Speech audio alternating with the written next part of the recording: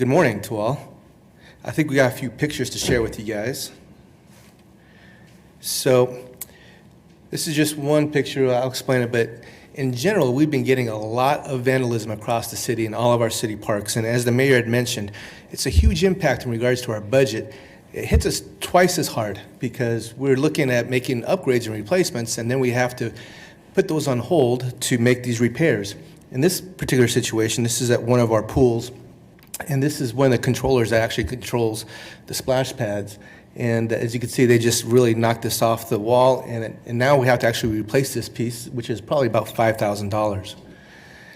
They broke inside into one of our swimming pools and just made a huge mess. It's just so disappointing and so disheartening because we work really hard to make these amenities available for all of our kids across the city and just for all the citizens. And then when this happens, it's just really disheartening because we have to clean it up, we have to replace it, and that means other items are placed on hold that we would need to actually replace.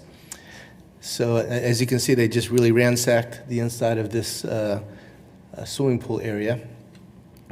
And then in regards to some of our playgrounds, we have a playground inspector that goes out to just about every single one of these sites every month. I think the mayor actually went out there with them and kind of demonstrated all the safety items that we look at. And then when this happens, this really makes the playground unsafe. In this situation, they actually burned part of the platform, and now that we have to go ahead and replace that. And in the meantime, we have to close this playground. And then when that happens, it looks like a really big eyesore because it's just really not usable. In this situation, they used, I think, a blowtorch and actually burned part of this slide. And this particular repair is about $5,000. It's going to be a while before we can actually get the replacement parts because just like everything else, we're dealing with the supply chain issues. So it's just been a really big issue, and we wanted to share with you guys that we put this on Crime Stoppers, and we want to encourage anybody who sees any kind of damage, knows about any of these type of situations, let us know about it. We want to work with those folks that are vandalizing our parks, and it could be with graffiti, or it could be something as serious as this, but we want to find alternate ways for them to enjoy our parks, not to destroy our parks. And so that's what this is all about. We really want to make sure people are aware of this, and that when there is damage out there, that they let us know. But as I mentioned earlier, it does take us a while to make these repairs, and it does make an eyesore out there.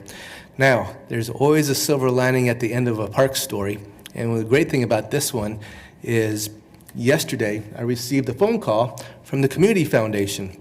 The Community Foundation is a group that really spends a lot of time giving resources back to the community. They have grants and do all kinds of great stuff. And out of the blue, I got this call, and they offered to pay for half of the repair for that slide.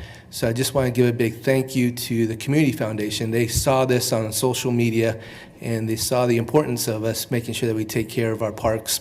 And so I would just want to employ that everybody should have that spirit. Everybody should really be looking forward to finding ways to take care of our parks. So I appreciate the time and just wanted to share that message. And if there's any questions, I'll be available afterwards.